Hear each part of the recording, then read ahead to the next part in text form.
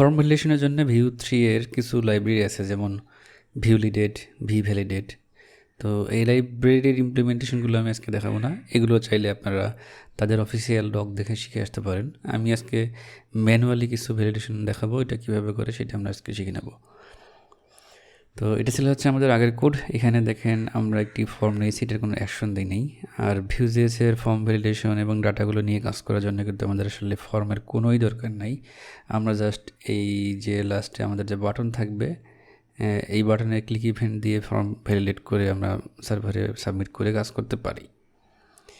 কিন্তু যদি আমরা ফর্ম ট্যাগ নেই তাহলে আমরা কিছু এক্সট্রা ফ্যাসিলিটিস পাই, যেমন হচ্ছে আমরা কিন্তু এখানে ফর্ম ট্যাগ নিলে HTML এর যে ডিফল্ট ভ্যালিডেশন রুলগুলো আছে সেগুলো আমরা ইউজ করতে পারবো।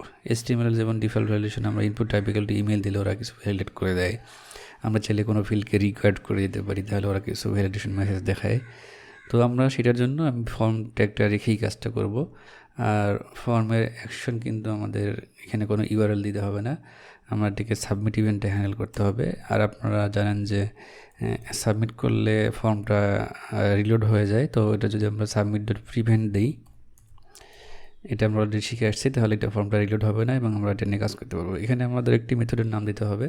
ধরেন আমি এখানে দিচ্ছি যে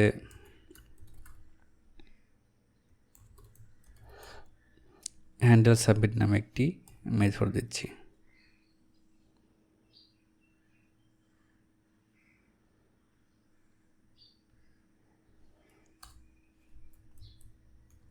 তাহলে আমাদের এখানে মেথডসের ভিতরে যদি আমরা একটি কনসোল করি,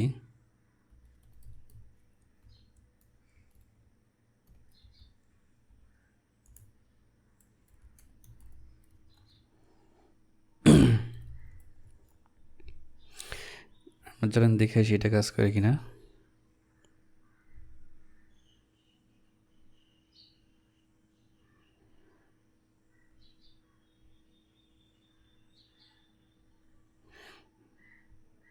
দেখেন আমরা এখানে ক্লিক করলে হ্যান্ডেলিং অর্থাৎ কাজ করছে, পেজটা রিলোড হয়নি।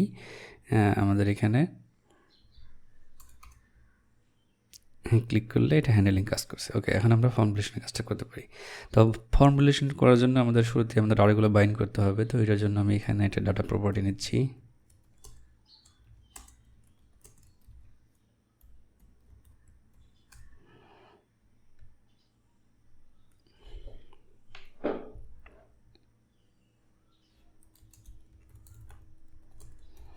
আমরা এখানে ফর্ম ডাটা দিচ্ছি, এর ভিতরে আমরা ইমেল এবং পাসওয়ার্ড দুইটা ফিল্ড রাখতেছি। তাহলে এখানে আমাদের দিতে হবে হচ্ছে V model,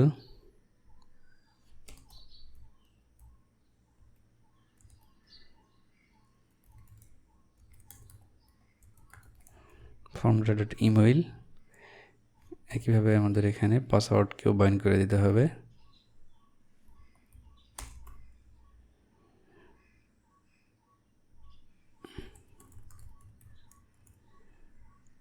form data dot password. তাহলে যদি আমরা এখানে এই হ্যান্ডেল সাবমিটে আমরা যদি এই ফর্ম ডাটাটাকে লক করি, তাহলে কিন্তু আমরা দেখতে পাবো যে আমরা কী ডাটা পাচ্ছি।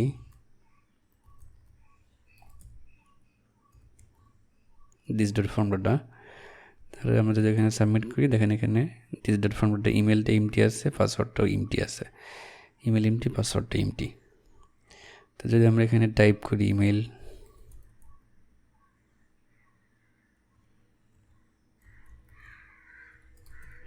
এবং সাবমিট করি, দেখেন এখানে আমরা এটা পাচ্ছি। ওকে, এখন আমরা ভ্যালিডেশনের কাজটা করব। তো শুরুতে যেটা বললাম, যদি আমরা এখানে ফর্ম ট্যাগটা নেই তাহলে HTML5 এর ডিফল্ট ভ্যালিডেশন করে দিতে পারবো। চলেন দেখেছি সেটা কাজ করে কিনা। এটার জন্য যদি আমরা এইখানে input type equal to email দেওয়া আছে, ওকে এটা দেওয়াই আছে, তাহলে এটা কাজ করার কথা। ধরেন আমি এখানে একটা ইনভ্যালিড ইমেল দিচ্ছি, দিয়ে সাবমিট করতেছি, তাহলে দেখেন এখানে আমাদের HTML5 এর ডিফল্ট ভ্যালিডেশনটা এখানে কাজ করছে। অর্থাৎ এটা ইমেল না, এটা একটা যে এরর মেসেজ দেখাচ্ছে এটা কিন্তু HTML থেকে দেখাচ্ছে। এটার জন্য আমরা কোনো স্ক্রিপ্টের লিখি নাই, এটা ব্রাউজারের ডিফল্ট ফিচার যে এইখানে যেই ফিল্ডে এরর আছে সেই ফিল্ডের নিচে এভাবে মেসেজ দেখাবে। এটা হচ্ছে ডিফল্ট ভ্যালিডেশন। এখানে বলছে যে একটা @ দিতে হবে। যদি আমরা @ দিই তাহলে কিন্তু এখানে কাজ করবে না, কারণ এখানে এরপরে কিছু দিতে হবে। অর্থাৎ HTML ফাইলের ডিফল্ট ভ্যালিডেশনের কিছু ফিচার আছে, এটা আমরা অবশ্যই ইউজ করব। এখন যদি আমরা এখানে ডিফল্ট ভ্যালিডেশন দিই,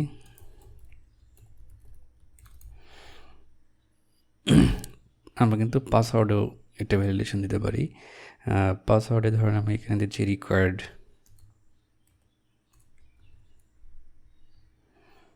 তাহলে password this field, please fill out this field, অর্থাৎ এটা ফিল করতে হবে। এবার সাবমিট করলে আমরা এটা দেখতে পাচ্ছি। ওকে, এটা তো গেলে হচ্ছে HTML5 ডিফল্ট ভ্যালিডেশন। এখন আমরা কিন্তু আরও কোনো কিছু ওয়েতে আমরা ভ্যালিডেশন করতে পারি। যেমন হচ্ছে এইখানে কিন্তু এরর মেসেজটা আমরা দেখানোর জন্য আমরা কিন্তু চাইলে এখানে এটাকে রেড বোর্ডার করে দিতে পারি এবং এর নিচে একটি রেড টেক্সট দিতে পারি যে এই ফিল্ডে কোনো এরর আছে। তো এটা আমি আজকে টিউটোরিয়াল দেখাবো না, কারণ হচ্ছে এটার উপর আমার একটা টিউটোরিয়াল সিরিজ আছে, সেটা হচ্ছে custom form inputs in Vue.js, এরকম একটা টাইটেল দিয়ে।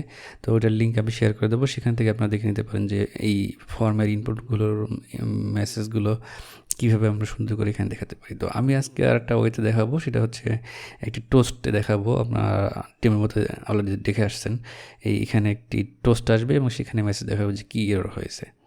তো সেই কাজটা করবো। তো সেই কাজটা করার জন্যে আমি আজকের পার্টে সেই টোস্টটা দেখাবো না, নেক্সট পার্টে আমরা টোস্টের মেসেজ দেখাবো। আজকে আপাতত অ্যালার্ট দিয়ে এই কাজটা করব।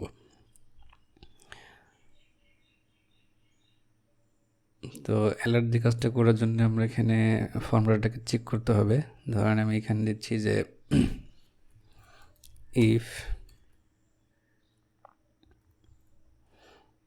নট দিস ডট ফর্মুলাটা ডট ইমেল, অর্থাৎ ইমেলটা কেউ যদি সাবমিট না করে, মানে ফিল আপ না করে সাবমিট করে, তাহলে আমরা একটি ধরেন অ্যালার্ট দেখাতে যাচ্ছি।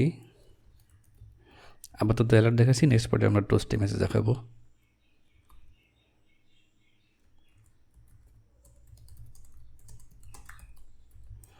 Email can not be empty. তাহলে যদি আমরা এখানে সাবমিট করি, আচ্ছা HTML5 এর ডিফল্ট ভ্যালিডেশনটা আগে করতেছে, এটার মধ্যে ধরেন কিছু দিলাম। এখন যদি সাবমিট করি, email can not be empty দেখাচ্ছে। ওকে, এখন যদি email can not be empty যদি এটা হয়, তাহলে আমাদের কিন্তু এখান থেকে রিটার্ন করে দিতে হবে যাতে নিচের কোডগুলো এক্সিকিউট না হয়। এখন আমরা ইমেলটা একজন ফিল আপ করে আসলে এখন আমরা পাসওয়ার্ডটা চেক করবো। ধরেন আমি দিচ্ছি হচ্ছে, আচ্ছা এখানে প্রোগ্রামিং করার সময় একটি বেস্ট প্র্যাকটিস হচ্ছে আমাদের একটি, যদি কোনো কাজ পরে করবো এরকম ভেবে থাকি, তাহলে আমরা যদি এখানে টু ডু লিখে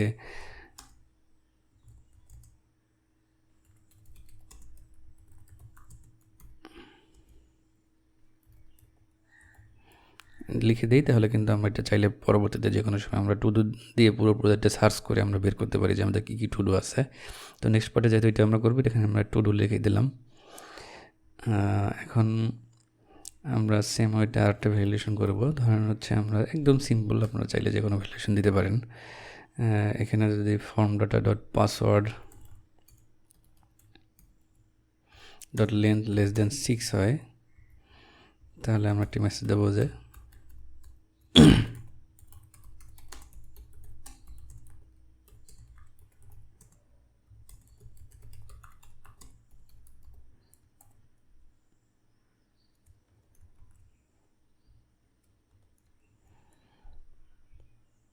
ওকে, চলেন আমরা দেখে সেটা কাজ করে কিনা।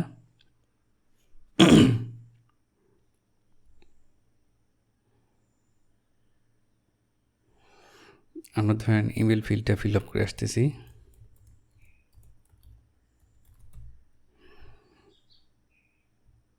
এখন দেখেন শুরুতে HTML5 ভ্যালিডেশন দেখাচ্ছে, অর্থাৎ এটা ফিল করতে হবে।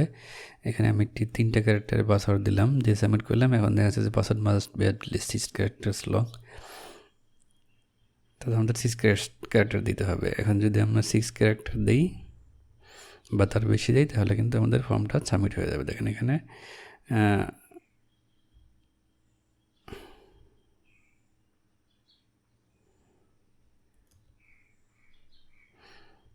আমরা আরেকবার চেক করে আসি রিলোড দিয়ে।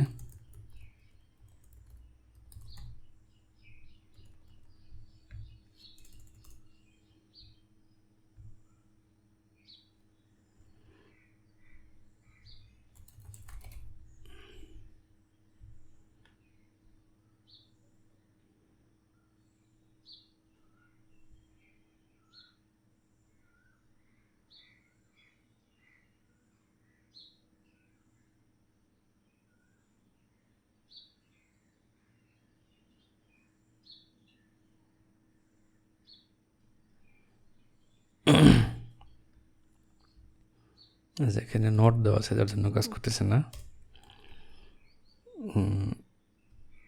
তাহলে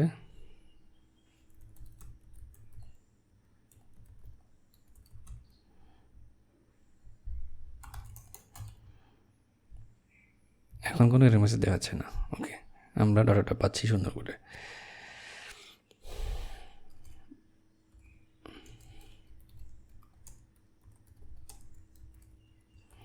এখন হচ্ছে এখানে আমাদের এপিআই কলের কাজটা করতে হবে।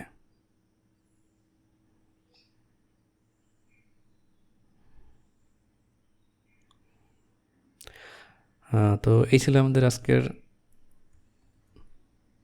ভিডিও। আমরা নেক্সট পার্টে একটি টোস্ট কম্পোনেন্ট বানাবো এরর মেসেজ সুন্দর করে দেখানোর জন্য। তারপরের পার্টে আমরা এপিআই কলের কাজ করব।